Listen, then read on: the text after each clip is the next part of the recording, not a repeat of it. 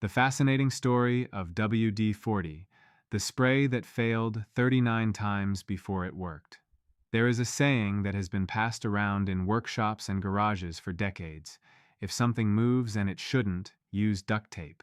And if something doesn't move but it should, use WD-40. Simple, practical, and somehow deeply satisfying.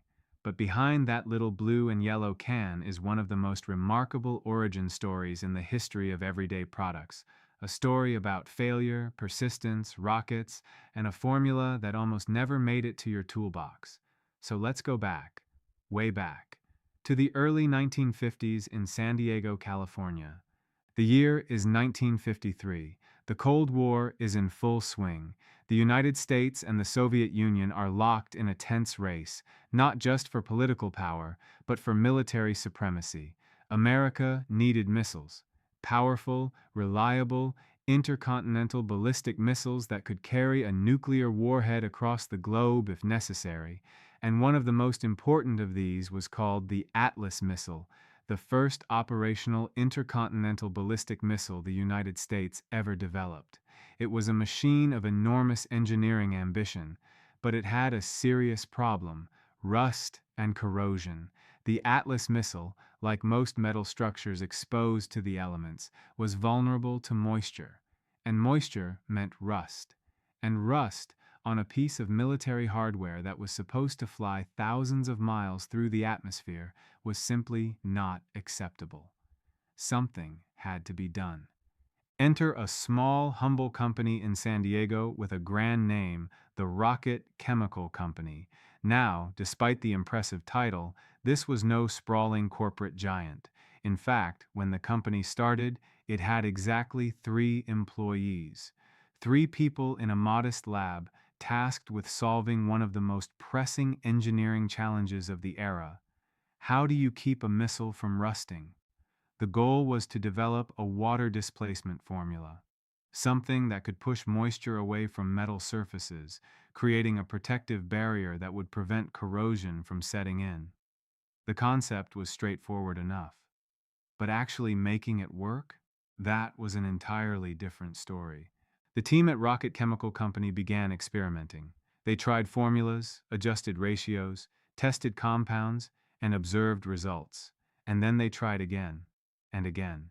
Each attempt that failed was recorded, studied, and used as a lesson for the next attempt. This was science in its most honest and unglamorous form, not the dramatic eureka moments that textbooks describe, but the slow, grinding, repetitive process of elimination. Formula 1, failed. Formula 2, failed. Formula 3, still not right. The experiments continued. Formula 10, Formula 15, Formula 20, each one closer perhaps, but none of them quite hitting the mark. By Formula 30, you can imagine the frustration in that small lab. By Formula 35, a lesser team might have given up entirely. By Formula 39, even the most optimistic mind might have started to wonder whether this was actually possible, but they did not stop. And then came attempt number 40. Something was different. The formula worked. The water displacement was effective. The rust protection was real. The consistency and performance were exactly what the engineers had been hoping for. After 39 failed attempts, the 40th formula was the one that changed everything, and that is precisely where the name comes from. WD-40, water displacement, 40th formula, not a marketing invention, not a catchy acronym designed by an advertising team. The name came straight from the laboratory notebook of the chemist who developed it. It is perhaps the most honest product name in commercial history. Now, the very first organization to use WD-40 commercially was Convair, the aerospace contractor responsible for manufacturing the Atlas missile. The product was applied to the outer skin of the missile to protect it from rust and corrosion, and it performed brilliantly. The formula did exactly what it was supposed to do. It displaced water, prevented oxidation, and kept the metal surfaces in optimal condition. But something else happened too. Something completely unplanned. The workers at the Convair plant noticed that this remarkable substance they were using on the missiles also had incredible applications in their everyday lives. squeaky hinges, stuck bolts, stiff mechanisms on machinery around the house. The product seemed to work on almost everything that involved metal and friction, and so the workers began doing something a little cheeky. They started sneaking cans of WD-40 out of the plant in their lunchboxes to use at home. This was the first sign that WD-40 had potential far beyond the aerospace industry, and it didn't go unnoticed. Norm Larson, the founder and president of Rocket Chemical Company, was a practical and perceptive man. He recognized that if workers were smuggling the product out of the factory in their lunch containers, there was clearly a consumer demand waiting to be tapped. So, in 1958, just a few years after the original formula had been developed, he began experimenting with a new idea, putting WD-40 into aerosol cans so that ordinary people could use it at home. It was a simple but transformative decision. In 1958, WD-40 appeared on store shelves in San Diego for the very first time. The product was sold initially in hardware and sporting goods stores, and the small team at Rocket Chemical Company, which had grown from 3 employees but was still remarkably lean, began selling cases of the product directly from the trunks of their cars. They would drive around to stores, make their pitches, load up orders, and deliver the cans themselves. It was grassroots commerce at its most direct, and people loved it. Word spread quickly. Homeowners discovered it, mechanics discovered it, farmers discovered it. The product seemed to have an almost unlimited range of applications. Squeaky door hinges became silent. Rusty bolts that hadn't moved in years suddenly came loose. Sticky locks opened smoothly. Wet engines that refused to start were coaxed back to life. People began sharing their discoveries with neighbors, friends, and colleagues. WD-40 was not just a product, it was becoming a kind of shared cultural knowledge passed from one person to the next like a useful secret. Then came 1961, and a moment that would cement WD-40's place in American culture in a completely unexpected way. Hurricane Carla struck the Gulf Coast of the United States with devastating force. It was one of the most destructive storms in American history up to that point, leaving behind enormous destruction and thousands of flood-damaged vehicles and pieces of equipment. The recovery effort was massive, and people were desperately looking for ways to salvage what the floodwaters had ruined. WD-40 was called in. The product proved extraordinarily effective at reconditioning metal surfaces, drying out water-damaged equipment, and helping restore machinery that had been soaked by the storm. For many people along the Gulf Coast, WD-40 became associated not just with convenience, but with recovery and resilience. It was more than a workshop spray. It was something that helped people rebuild. Shortly after, Rocket Chemical Company signed its first international licensing agreement, allowing WD-40 to be sold in Europe and other regions around the world. The product that had started in a 3-person lab in San Diego was now going global. Throughout the 1960s, WD-40 continued to grow in reach and reputation. Kits containing the product were even sent to American soldiers serving in Vietnam, where the humid jungle environment made rust and equipment corrosion a constant operational challenge. WD-40 helped maintain weapons, vehicles, and equipment under some of the most demanding conditions imaginable. Once again, the product that had been designed for missiles proved its versatility in the most extreme circumstances. By 1969, something significant happened at the company level. The Rocket Chemical Company made a bold decision. It officially changed its name to the WD-40 Company. The reasoning was simple and almost poetic. WD-40 was their only product. It had always been their only product. And rather than hiding that fact behind a generic corporate name, they decided to embrace it fully. The company would be named after what it made. Nothing more, nothing less. It was an act of complete commitment to a single idea. That kind of confidence in one product is rare in business. Most companies diversify, pivot, and spread their efforts across multiple offerings in the hope that one will stick.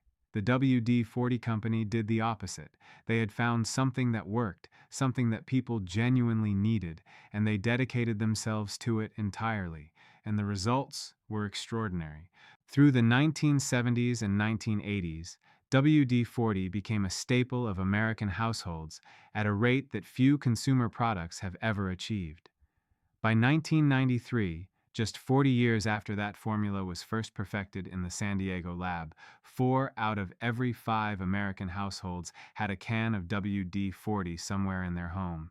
That is not just popularity, that is cultural penetration at an almost unimaginable level.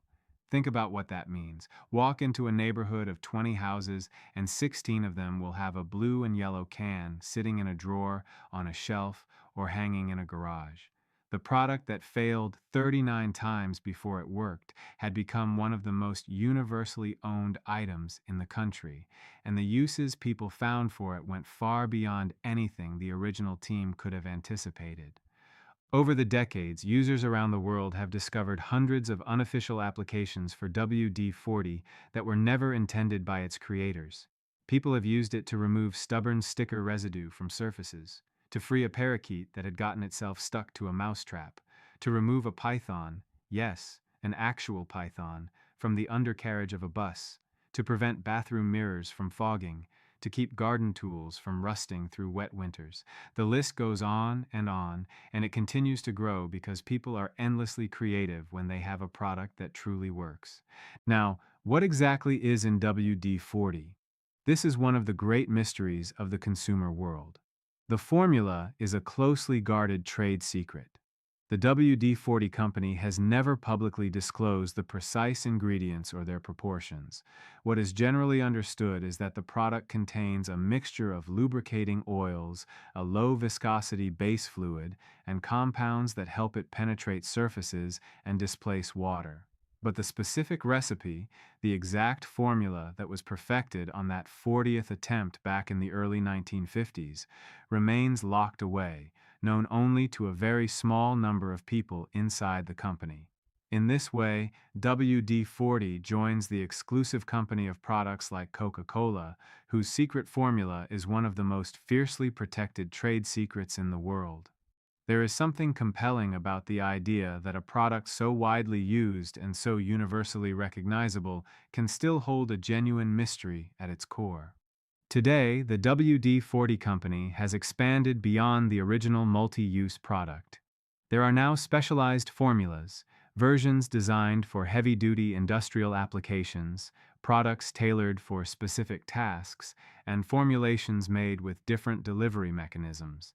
But the original blue and yellow can, the one with the iconic red cap and the straw that inevitably gets lost and then somehow found again at the back of a drawer, remains the heart of the brand. It is sold in more than 176 countries. It is manufactured and distributed on every inhabited continent.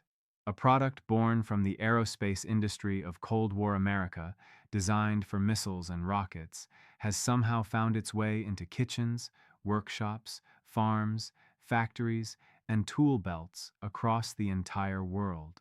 And the reason it exists at all is because a small team of 3 people in a modest San Diego laboratory in 1953 refused to accept failure 39 times in a row. That is worth sitting with for a moment. 39 failures. 39 attempts that did not produce the desired result. In our modern culture, where we often celebrate the idea of overnight success and instant breakthroughs, the story of WD-40 is a quiet but powerful counter-narrative. There was no eureka moment on the first try. There was no stroke of accidental genius that produced the formula. There was only the willingness to keep going, to learn from what didn't work, and to believe that eventually the right answer would come. And it did, on the 40th attempt. The name of the product tells you exactly how it was made. It is not just a product name, it is a testament to persistence. Every time you pick up that can, you are holding proof that failure, repeated and documented and studied, can eventually lead to something genuinely remarkable. WD-40 was not discovered. It was earned, and that, more than anything else, is the fascinating story of the spray that failed 39 times before it worked.